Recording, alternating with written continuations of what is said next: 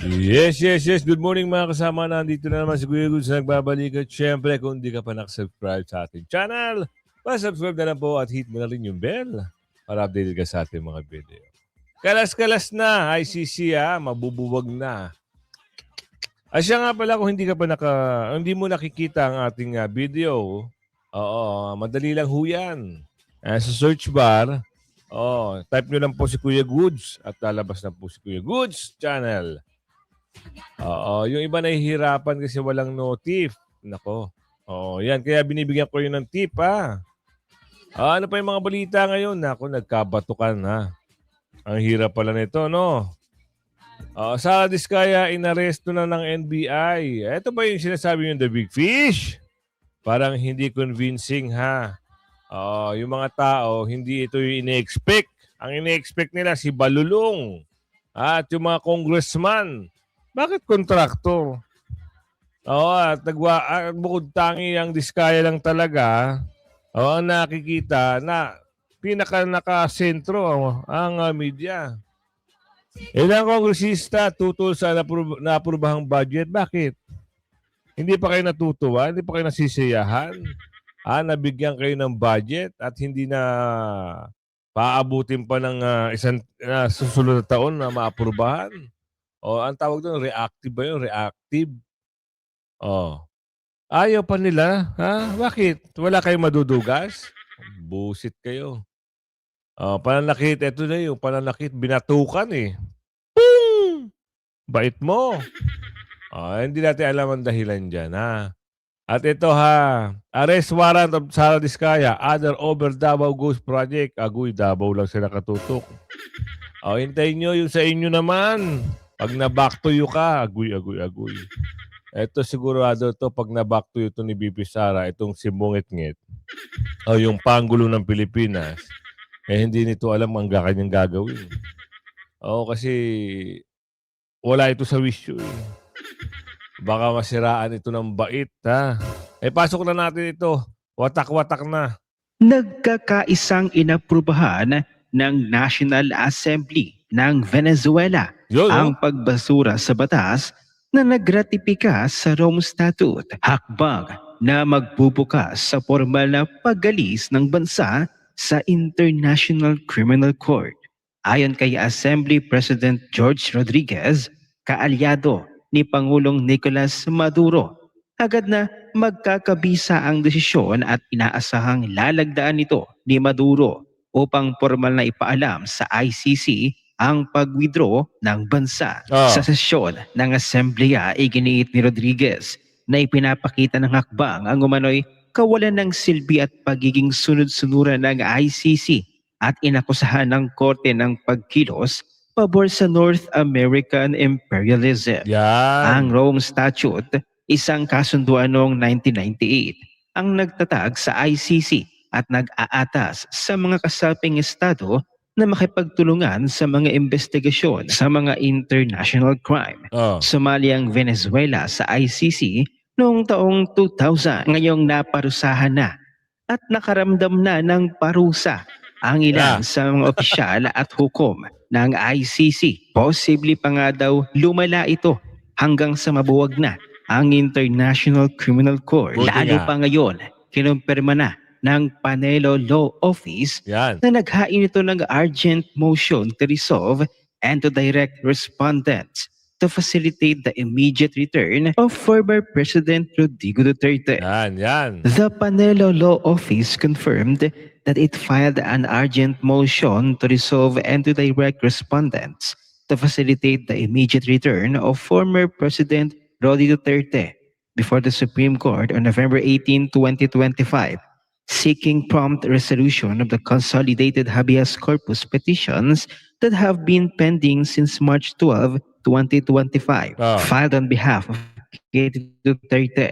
The motion covers GR numbers 278763, 278768, and 278798 that question the legality of Duterte's arrest and transfer to the International Criminal Court. The filing reiterates that habeas corpus Ah, is a constitutional remedy designed to provide immediate judicial protection against unlawful restraint and that prolonged delay weakens judicial review. And dapat lang mabuwag yan. Dapat lang tanggalin na yan. Wala rin naman magandang nagawa. Di ba? Ilang bansa na rin ang umalma. Ilang bansa ang nag-withdraw. Ilang bansa ang ayaw. Di ba? Mayroong statute na, nag-withdraw na ang Pilipinas, pero pinasok pa nila ang kagustuhan nila na kidnapin si Tatay Digong. Ngayon, eto, back to you kayo, mga bullshit kayo. Ngayon hindi nyo malaman kung anong pagagawin nyo. Dahil lahat naka-freeze. Ultimo magbayad ka ng Grab, hindi pwede. Agoy. Baka mamaya, sa susunod, ultimo pagpunta sa kubeta hindi nyo na magawa. Kaya magsipag-resign na kayo at pauwiin nyo na ang aming presidente. Si Tatay Digong. Dahil kinulong nyo na lang almost 9 months. At wala pa kayong mga nagagawang unang hakbang sa paghihiring nyo. Ano gagawin nyo? Gigipitin nyo ng gigipitin? Wala kayong ginawang matino? Grabe itong mga taga-ICC na to. Tama lang yan. So, ito ang usapin ngayon. Usapin, na Kuya Goods? December 19 na. So, meaning to say, 6 days, Pasko na. So, ito pala yung sinasabi nila na the big fish may makukulong. Sumuko na nga si Diskaya. Ito pa rin ba yung pinagmamalaki mo? Panggulo ng Pilipinas. Mr. Bonget. The higher man. Bakit the higher man? Laging high ito ba yung pinagmamalaki mo? Kala namin yung pinsan mo at yung mga congressman ang makukulong. Anak ng bugi naman, pinaglalaruan mo na lang ang taong bayan, Huwag naman ganun. Parang, hindi kami nasasabik na si Diskaya ang makulong. Bakit? Si Diskaya nga naging whistleblower Dahil sa kanya, dahil sa pinakialaman nyo siya, nakaladkad ang baho ng pinsan mo. Nakalad ka rin ang baho mo. Dahil nakaladkad ang pangalan ni Saldico, kinaladkad ni Saldico ang baho nyo. Ano ngayon? Sumatutal, ito ba yung pinagmamalaki nila? Na ito raw, yung the big fish. Anak ka ng bugi naman. Karudi. Isa na naman panloloko. Pinagmalaki ng panggulo na may makukulong. Ito na pala yun. Wait lang Ay, papasok natin yan. Pasok.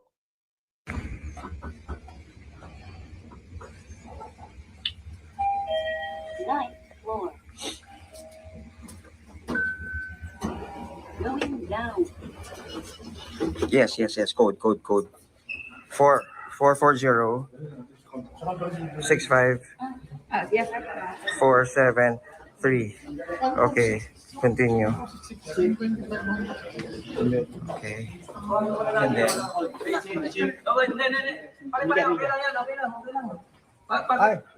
Bigyan natin ng notice na papaakatin mo. Papatingin lang ng mga nasa baba para natin sila.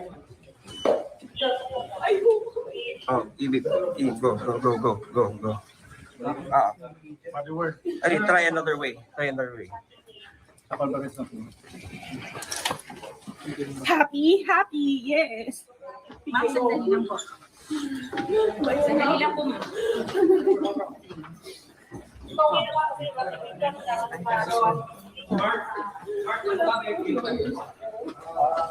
Try another way. Try another way daw. Okay.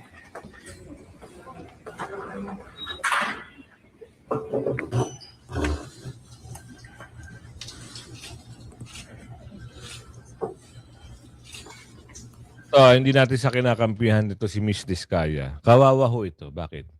Ito ho ay nilaro ng isang politika. Pinaglaruan ng isang politiko. Dinawit ang pangalan ng isang politiko. Ngayon, nagkawindang-windang kasi hindi natin sinasabi na mabait.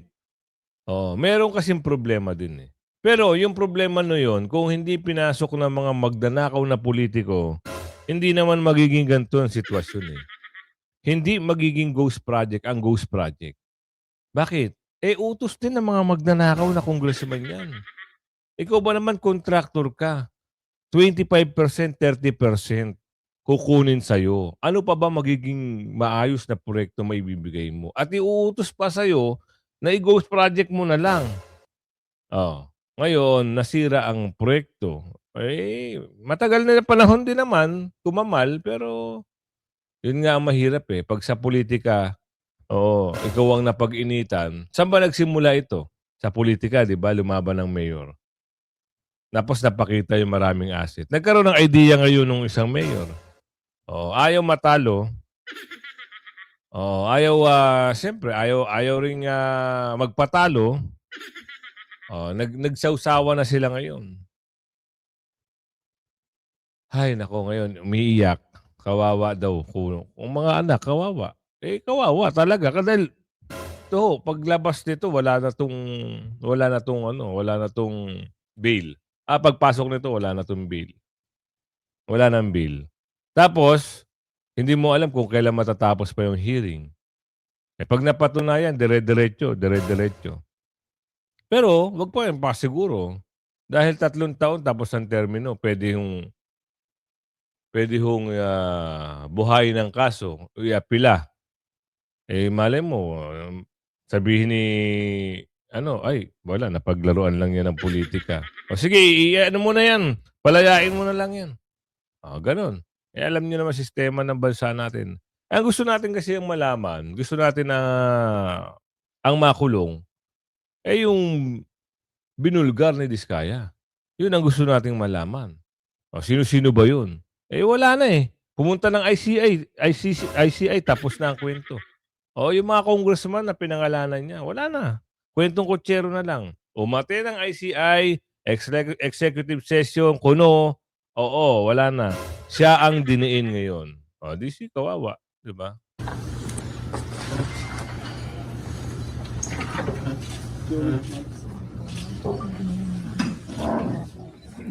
Examine first.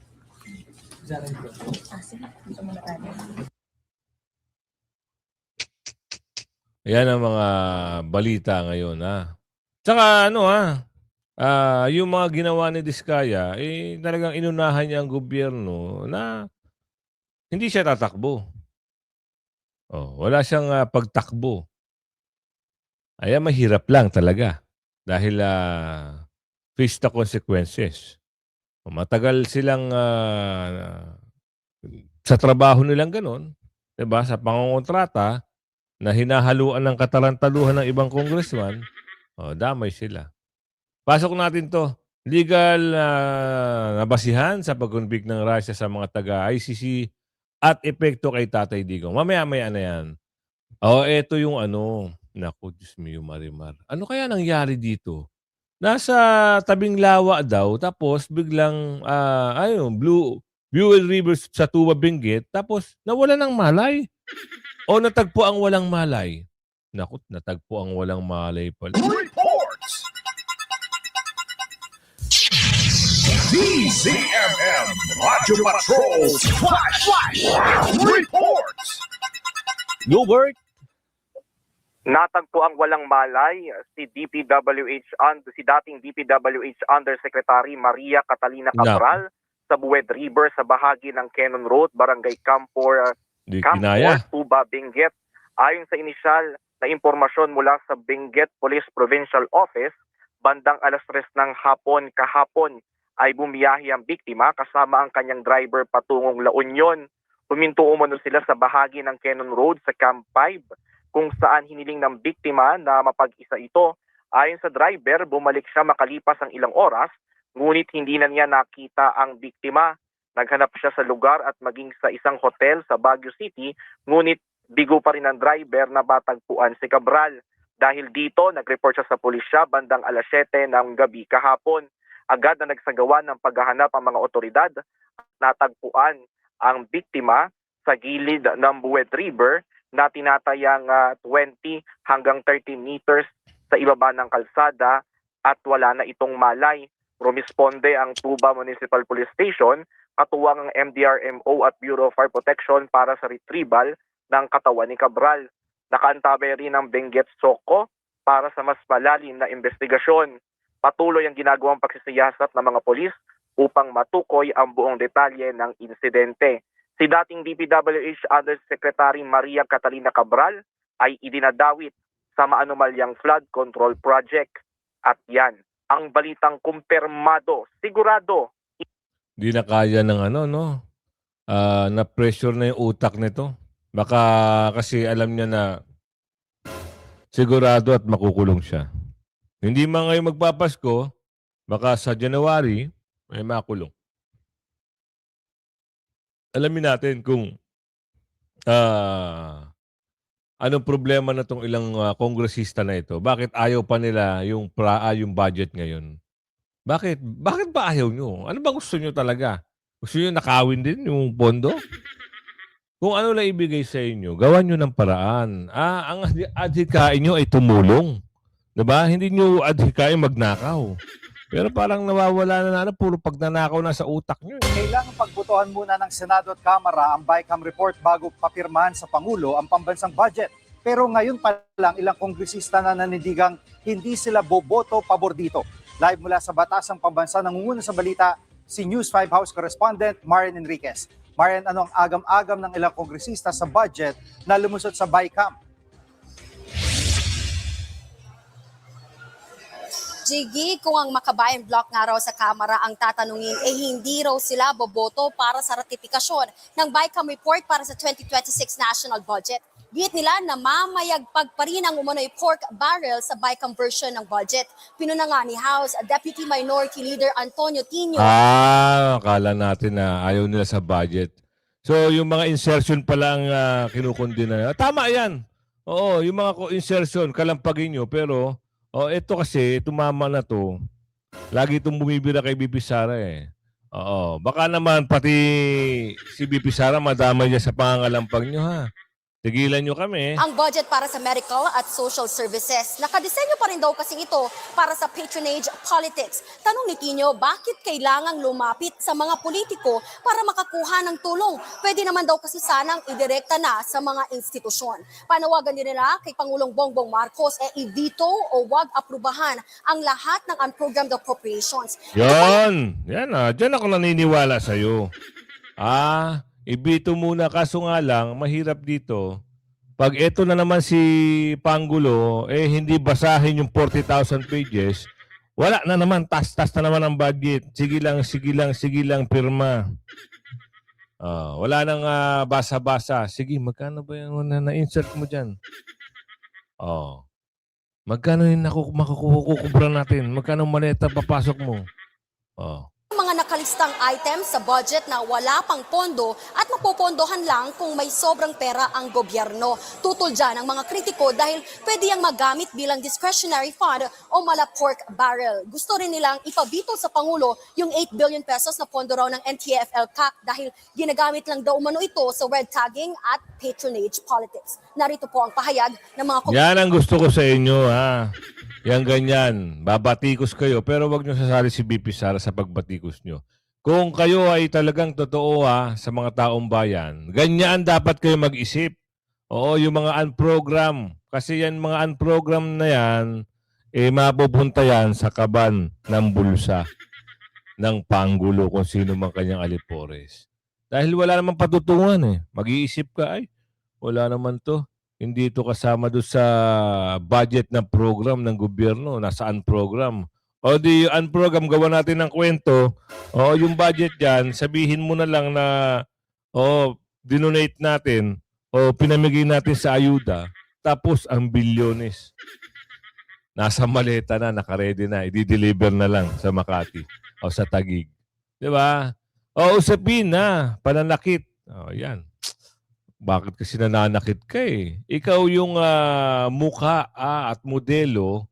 Kaso, sa bagay, sira na pangalan nito. Bigyan natin ng isang slide. Sa pool sa CCTV ang pananakit ni late Representative Richard Gomez sa presidente ng Philippine Fencing Association. Nangyari yan sa gitna ng Southeast Asian Games sa Thailand. Live mula sa TV5 Media Center, nangunguna sa balita si News 5 anchor Cheryl Cosip. Cheryl, ano bang pinagsimula ng gulo? Gigi, nagalit si Philippine Fencing Association President Rene Gacuma. Nilaglag kasi ni Gacuma Nako, hindi na marinig si ng Pilipinas. Ay tagpormok sa distrito ni Gomez. Paliwanag ni Gacuma, pinalitan nila si Larrazabal dahil hindi raw ito sumisipot sa training at hindi rin daw ito nagpasa ng travel documents sa tamang oras. At noong araw na nga ng kompetisyon, nilapitan ni Gomez daw si Gacuma. Dito na raw nagsimulang magbanta at magalit si Gomez. Nang kamayan daw ni Gacuma si Gomez, inapakan daw nito ang kanyang paa at hinawakan ng madiin yung kanyang kamay. Nang makaalis na si Gacuma, sinugod daw siya ni Gomez at binatukan. Pakinggan natin ang kanyang pahayag. Kita naman Kita naman na binatukan sila na magkasuhan dyan. Alam nyo, pag ikaw ay isang modelo o ehemplo, dapat hindi mo binibigyan ng dungis ang iyong reputasyon. Diba? Kasi wala na maniniwala sa'yo. Ang tingin sa'yo, salbahe.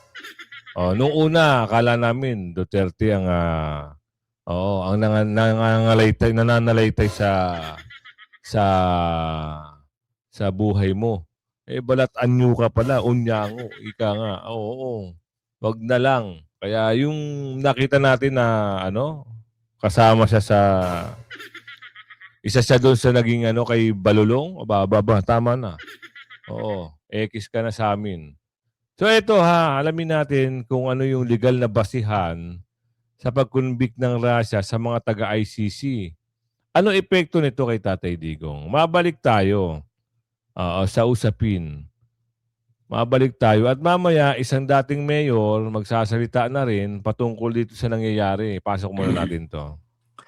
Hello! Yan. Magandang araw sa inyong lahat. Nako, Huwebes na po. Isang araw na lang. Thank God it's Friday. Yes, it's Friday. Tayong lahat. Well, napansin ko po, nung tayo po yung nag-spokes hour tungkol doon sa pwedeng paglusaw ng ICC na dahilan para mapalaya si Tatay Digong, ang daming interested, no? So ngayon, dadagdagan ko yung sinabi ko. Ano ba yung legal na basihan para sa Russia na kinunvict nila yung prosecutor at saka yung mga judges ng ICC at sinintensyahan, at anong pwedeng gawin ng Russia para mapatupad ito at anong epekto nito kay Tatay Digong? Well, okay. Ang legal na basihan ay dahil nga po linilitis nila si President Putin na hindi naman po miyembro ng ICC ang Russia. Hindi po gaya ng Pilipinas na naging miyembro ang Pilipinas at bumitiw. Ang Russia po sa mulat-mula gaya ng Amerika at gaya ng China, hindi po sila sumapi ever sa ICC. Ngayon, kaya nga po nakapagtataka kasi ang jurisdiction naman ng hukuman ay sakop lamang yung mga bansa na miyembro ng ICC at nakapagtataka kung ano naging legal na basihan ng Russia. No? Well, ang sinasabi po nila, siguro ito yung mga bagay-bagay na nangyari sa Ukraine at kailan lang po naman sumapi ang Ukraine sa ICC. Pero siyempre po, ang sinasabi ng Russia ay hanggang hindi kami pumapayag na maging kasapi ng ICC, hindi mo kami po pwedeng paghimasukan.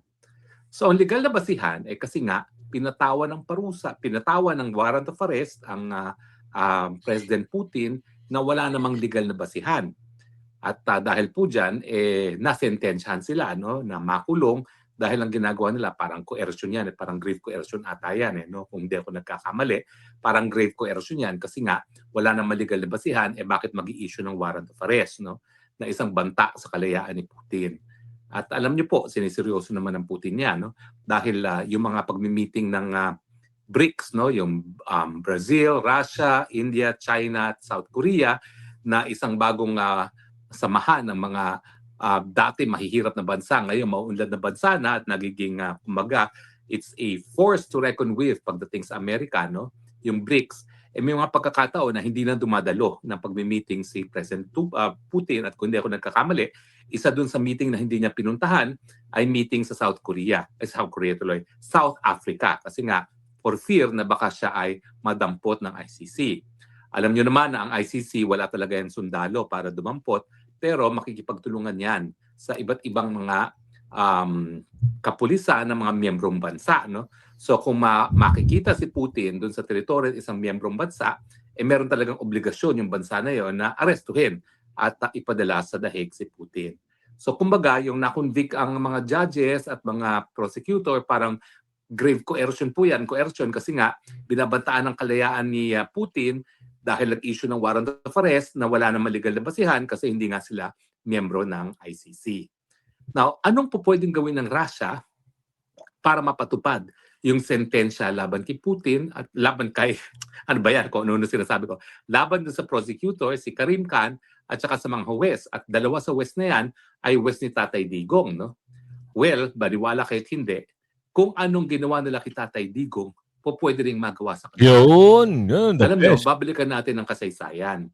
Yung pag-aaresto sa isang tao sa isang teritoryo na hindi naman teritoryo ng hukuman na nag-issue ng warrant of arrest, Amerikano rin nagpasimula niyan. At ang kanilang sinasabi ay yung mga panahon na maaga pa ho yan, mga 1800s po yan, no? May isang wanted na sa isang Latin America at pinapunta nila isang sheriff doon, inaresto at sapilitang binalik sa Amerika. Ang naging sabi ng Korte Suprema ng Amerika ay hindi importante kung paano nakuha yung tao para magkaroon ng jurisdiction ng hukuman. Ang importante ay bigyan siya ng mga karapatan ng isang akusado sa isang patas na paglilitis. Now, ganyan din po ang naging argumento pagdating doon sa Eichmann. Yung Eichmann naman talagang siya yung kumbaga author of the final solution sa problema ng Hudyo nung panahon ni Hitler, at ang solution nga na sinabi nitong si Eichmann ay patayin ng mga Hudyo. Matapos ang pangalawang pandaigdigang digmaan, tumakas siya, tumira sa Argentina. Nalaman ng mga ahente ng Israel, ang ginawa nila, nagpadala sila ng Mossad, binantayan nila itong pinaghinilaan na si Eichmann, at kung nakumpirma na si Eichmann nga yan, diniroga, ininjeksyohan ng droga, ilinagay sa isang pribadong aeroplano at dinala sa Israel. Sounds familiar, no? Parang si Tatay Digong na isinakay sa private plane. Tama. At pagdating na Israel, ang sabi ni Eichmann, hindi nyo ako pwedeng litisin dahil ang pamamaraan na nakuha nyo ang aking pagkatao illegal. So, dapat yan, itigil ang paglilitis. Pero ang sabi ng Korte Suprema, huwag niyo kakalimutan, ito naman ay laban sa Nazi regime. No? Ang sabi ng Korte Suprema ng Israel, nako, baliwala yan. Hindi importante kung paano ka nakuha. Importante, mabigyan ka ng patas na paglilitis. Narinig nyo. Pwede palang mangyari kung ano yung ginawa nila kay Tatay Digong, itong mga huwes na lumilitis at lilitis kay Tatay Digong, pwedeng ma-back to you. So, pwede silang makulong. Makikita nyo, ginawa na nga ng freeze yung asset nila, nagawa na ng pagpa-freeze, at ano ang susunod dyan? Makakasuhan. Dahil ang malaking bansa, lalo na si Trump at si Putin, siyempre hindi naman basta-basta yan. Diba? Lalo na ang Amerika, isang most powerful country. So, kumilos na rin sila. Kaya, ano na nga sa inyo? Buti nga sa inyo. At isang dating mayor o ex-mayor, nagsalita na rin. Ano kaya ang kanyang patungkol dito? Believe din ako dito kasi minsan bumoboses din ang mama. Billion, trillion. Libre ka. Pansinin mo ang pagkakamali ng gobyerno, suspendido ka. Ano ang mensahe dito mga ito? Huwag kayong pipintas. Pag namintas kayo ng namintas, hindi namin igagalang ang saligang batas. Yan. Ang garantiya para sa atin na hindi tayo dapat pinaparusahan kapag nagsasalita tayo ng malaya. Yun yung freedom of expression. Pagkat yan ay garantiya ng ating Freedom of speech. Constitution. Guaranteed by the Constitution that every citizen, every Filipino can speak freely. Yun. Lalo na yung mga inihalal. Kaya kayo mga congressman, mga mayor, mga presidente, kita mo nga si BP Sara, di ba, binabatikos, nagbalat sibuyas ba? Aba, hindi. Itong mga congressman na tinatamaan ng iskandalo, ay talaga naman, talagang sobra ang kanilang pagbabalat sibuyas. Huwag kayong balat sibuyas, ha? Oo, nasa Constitution, nasa batas na nakasulat ang freedom of expression, freedom of speech.